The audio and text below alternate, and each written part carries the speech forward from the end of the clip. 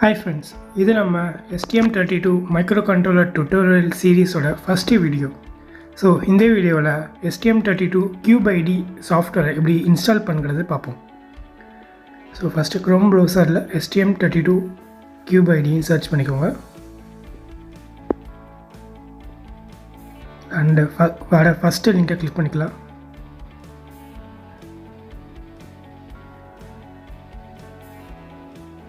Then scroll down பண்ணிங்கன்னா கீழே உங்களுக்கு downloadable links இருக்கும். ஸோ டிஃப்ரெண்ட் பேக்கேஜஸ் இருக்குது. உங்களுக்கு எந்த பேக்கேஜ் தேவையோ அதை கிளிக் பண்ணுங்கள். லைசன்ஸ் அக்ரிமெண்ட் கேட்கும், அக்செப்ட் கொடுத்துக்கலாம்.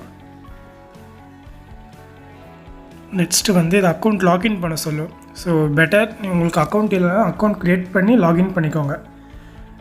பிகாஸ் ஏன்னா உங்களுக்கு இந்த சாஃப்ட்வேர் யூஸ் பண்ணும்போது உங்களுக்கு அக்கௌண்ட் இருந்தால் தான் உங்களுக்கு எல்லா ஃபீச்சர்ஸ் யூஸ் பண்ண முடியும். ஸோ நான் ஆல்ரெடி அக்கௌண்ட் க்ரியேட் பண்ணாலும் ஜஸ்ட் லாகின் பண்ணிக்கிறேன். நெக்ஸ்ட் லாகின் பண்ணிவிட்டு அகைனாக சேம் வெப்சைட் லோட் ஆகும். லோட் ஆகிட்டு கீழே வாங்க.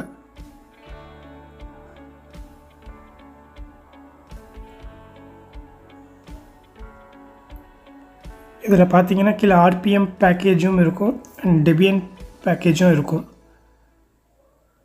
ஸோ நீங்கள் உபுண்டு யூஸ் பண்ணுறதா இருந்தீங்கன்னா டெபியன் பேக்கேஜ் டவுன்லோட் பண்ணிக்கோங்க. ஜஸ்ட் சேம் ஓகே அக்செப்ட் கொடுத்துக்கோங்க. ஸோ டவுன்லோட் ஸ்டார்ட் ஆகும். ஸோ டவுன்லோட் கொஞ்சம் டைம் ஆகும். ஒன்ஸ் டவுன்லோட் கம்ப்ளீட் ஆகிடுச்சுன்னா ஜஸ்ட் டவுன்லோட் பண்ண ஃபோல்டருக்கு போய்க்கலாம்.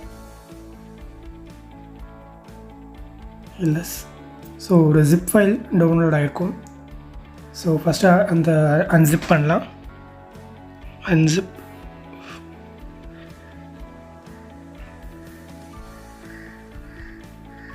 நெக்ஸ்ட் எல்எஸ் கொடுத்தீங்கன்னா அந்த அன்சிப்பான ஃபைல் இங்கே இருக்கும்.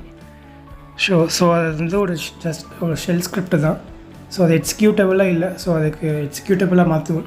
CH mode change mode plus ஹெட்ஸ் கொடுத்து மாற்றோம்னா அது எக்ஸிக்யூட்டபிளாக மாறிடும். ஸோ இப்போ பார்த்தீங்கன்னா தெரியும் க்ரீன் கலரில் இருக்குது. ஸோ ஜஸ்ட் ./ கொடுத்து அதை ரன் பண்ணலாம்.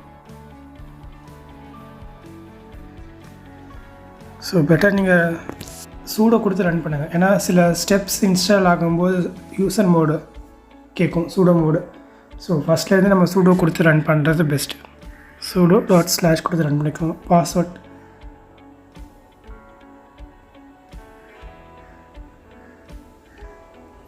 ஒய் கொடுத்து என்ட்ரு கொடுத்துக்கோங்க. ஜஸ்ட் என்ட்ரு கொடுத்துட்டே இருங்க.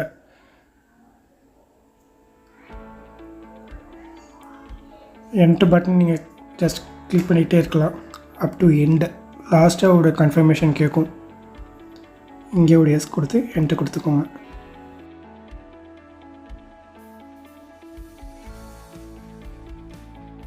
ஓகே, கடைசி இந்த மாதிரி உங்களுக்கு இப்படி வரும்.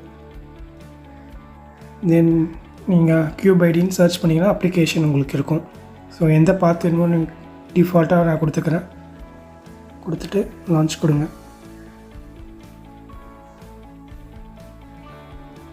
ஸோ அப்ளிகேஷன் இப்படி தான் ஃபஸ்ட்டு ஓப்பன் ஆகும். ஓப்பன் ஆகிட்டு சாஃப்ட்வேர்ஸ் இல்லை பேக்கேஜ் லைப்ரரிஸ்லாம் டவுன்லோட் ஆகும். டவுன்லோட் ஆனதுக்கப்புறம் நீங்கள் நியூ கொடுத்து STM32 ப்ராஜெக்ட் கிளிக் பண்ணிக்கோங்க.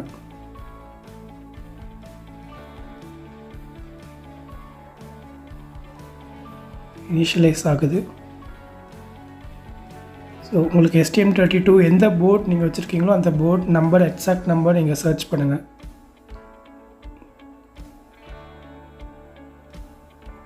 நான் STM32 F446RD போர்டு வச்சுருக்கேன். ஸோ சர்ச் பண்ணிங்கன்னா அதுங்க டிஸ்பிளே ஆகும்.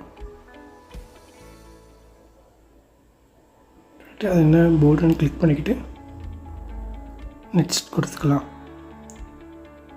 தென் ப்ராஜெக்ட் நேம் உங்களுக்கு என்ன ப்ராஜெக்ட் நேம் கொடுத்துக்கோங்க. தென் லாங்குவேஜ் டிஃபால்ட்டாக இருக்கட்டும். S.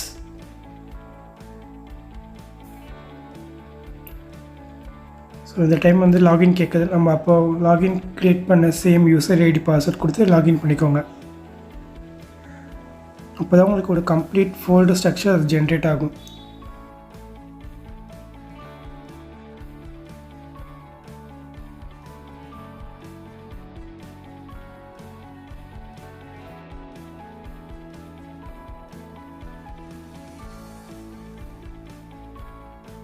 authentication successful. Okay. So இப்போ கம்ப்ளீட்டாக பார்த்தீங்கன்னா ஒரு சாஃப்ட்வேர், இந்த சாஃப்ட்வேர் எப்படி டவுன்லோட் பண்ணி எப்படி இன்ஸ்டால் பண்ணி ஒரு பேசிக்கான ஒரு ப்ராஜெக்ட் எப்படி க்ரியேட் பண்ணுறது பார்த்துருக்கோம். ஸோ இந்த டுட்டோரியல் சீரீஸில் நீ வரப்போகிற ஒரு வீடியோவிலும் ஒரு டாப்பிக்காக நம்ம எக்ஸ்ப்ளோர் பண்ணலாம். ஸோ நெக்ஸ்ட்டு வீடியோவில் வந்து நம்ம என்ன பண்ணலாம்னா STM32 போர்டில் டிஃபால்ட்டாக இருக்க ஒரு எல்இடியை எப்படி பிளிங்க் பண்ணுறத ஒரு பேசிக்கான ப்ரோக்ராம் மூலமாக பார்க்கலாம்.